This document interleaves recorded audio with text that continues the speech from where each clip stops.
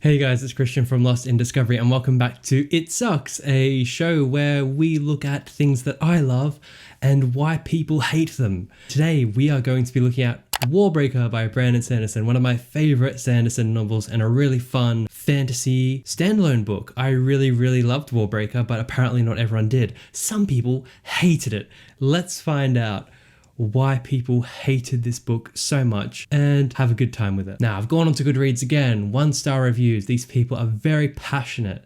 And we even have some actual Sanderson fans that have gone rogue and totally turned on him because of this book. Stay with me, this is going to be an interesting episode. I promise there are some absolute gems in here. On to the first review. I keep telling myself it was okay, but it really was not. The first step to recovery is acceptance. I accept I've been had. To a newcomer of Sanderson, stay away. There are so many better books. Do not lose hope, young one. Oh my god, this is brutal. I would not recommend to someone that expects a mind-blowing Sanderson ride. I would not read this again, even if just to find the Easter eggs later on. If you're reading out of sheer will to finish Sanderson multiverse, go ahead. Just, I'm so sorry for you, sad face. Don't say that. That's not fair. I have nothing really constructive to say about this except no, stop. It's really good. What's wrong with it though? Why do we have to stay away? Please elaborate next time. Okay, the next one says, well, that was disappointing. The story had so much potential, but I couldn't finish the book since Sanderson decided to put in graphic depictions of the female body intended for the reader to lust over.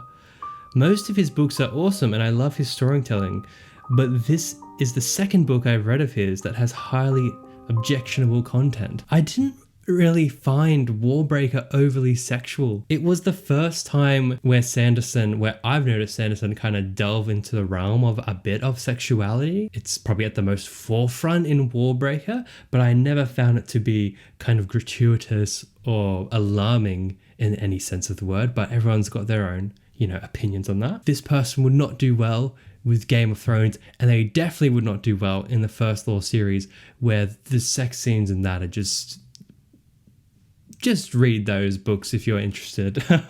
All right, our next reviewer is once again calling out Sanderson's lovely use of fantastical swear words in his stories. Say colours one more time. Like Elantris, Warbreaker is a well-plotted but uninteresting young adult fantasy. To me at least. Most people seem to love them, but I just couldn't care about the annoying characters and rolled my eyes at the constant no Sherlock explanations. 95% tell, 5% show. I feel like some people, when they say this about Sanderson, it tends to be about the magic systems because he gets very in-depth with explaining the magic. But as for plot, only in his earlier works did I sometimes think he over-explained a few things. I feel like as he's grown and progressed as a writer, this has improved vastly in his works. I hope to experience what others seem to when reading Brandon Sanderson. I really like the guy in interviews, blog posts and talks, but had no love for these books. I might try again with the Stormlight Archive. Please do, it's amazing. But there's probably not much chance they'll click with me either. The search for great fantasy goes on. No, this was such a measured and disappointed review, and I just the line that I'm on board. Everyone's different, but the line, the search for great fantasy goes on. It just, don't say that about my boy. Okay, let's keep going. Okay, this person's been very specific with a 1.2 out of 5 review. Perhaps we'll find out what Sando did to earn that generous point. Oh my, why do I literally cannot even speak. Let's find out why they got the extra 0.2. Sanderson's praise continues to bring me back to his books despite me having not been a big fan of Stormlight. But this book, oh boy, I don't even know where to start.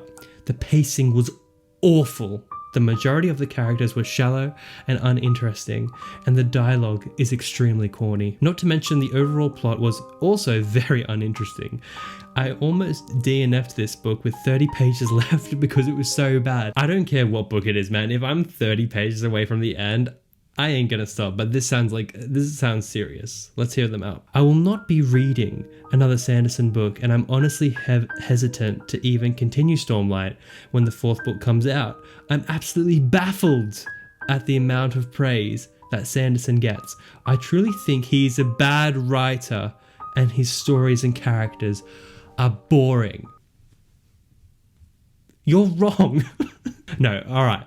Let's hear them out. Let's talk about their valid criticisms. In this book, especially with Lightsong, a lot of this humor and banter for some people may come across as corny. It's very much quick little jabs at each other, lots of sarcasm, and for some people that might just not hit. So I get what they're saying there with the corny dialogue perhaps, but uninteresting plot and characters I just disagree with hugely. I really enjoyed the characters in Warbreaker. They're not at the level of Stormlight or even maybe Mistborn, I would say, but I enjoyed them. I could never imagine calling my boy Sando a bad writer. No, getting very Australian here. When I get angry, my Australianness comes out. All right, so if you have not read Warbreaker yet, this person has very kindly written a trigger warning and content warning for those who are dipping their toes into the dangerous waters of a Brandon Sanderson novel. Let's see what you need to watch out for. Violence, torture, body horror, underage sex, fade to black scenes, animal cruelty, child neglect. Sorry, I shouldn't laugh at that, but just the way it's framed in this makes it sound a lot worse than the book. Religious bigotry, racism, extreme poverty, slut shaming, misogyny, colonization, and infertility. Okay, these are very intense things. I'm not going to take away from what this person is saying. This may trigger people, but I feel like they have slightly amped up the adult nature of this story. I know it's not like other Sanderson. He does talk about more adult things in Warbreaker, but it is no way like a shocking book that leaves you like kind of swaying in the corner for a week contemplating life. When I read it, I was like, this is a lighthearted, fun fantasy story. So yeah, maybe this will click for some people, but for me, that seems pretty damn intense for Warbreaker. Oh, we have another person just purely shocked by the adult content in this book. It starts with, Brandon, why? Sexual content and nudity within the first quarter of the book. I placed it down with tearful eyes. I had such high expectations. I don't mean to laugh. I'm sorry. Maybe you don't want sexual scenes in your book. Fine. Even though these ones are like fading to black or whatever. But to it's just so beautifully described. I placed the book down with tearful eyes. Just too much for me. If anything, we are discovering Warbreaker gets people's emotions going, and that is what good art does, right? I guess. On the contrary, a very simple review here. I don't think this person agrees with the adult nature, supposedly, of this book. 1 star, this trash is for children. Well, I am a happy child, okay? I enjoyed it. Okay, this is a solid one. I just aged 50,000 years while reading that. This sentence sums up all my thoughts on Warbreaker. All in all, Warbreaker is literally 45% talking, 30% thinking, 15% walking, and around 8% more talking, and 2% plot development. We have another fantastic mathematician breaking down books for us. Those damn books that have talking in it and thinking, it's almost like you're inside somebody's head and they're interacting with the world around them. Come on, man. The plot doesn't kick in for a while. Except it kind of does at the very beginning when Ciri is taken away from her family and Vivenna is on a quest to go to the city and save her. So the plot kicks in literally at the very beginning, and the prologue is a break out of prison scene. Like, I don't understand these people who are like, there's no plot. It's fine. Everyone's different. We take a break from the 1-star reviews to do a dating profile on Susbron, the love interest of this story. This person has said why Susperon, the amazing character in Warbreaker, is the perfect book boyfriend. Let's break it down and see if he's the man for you. He's basically all you can expect from a book boyfriend. Misunderstood, faithful AF, confused 24/7. Oh my god, love that.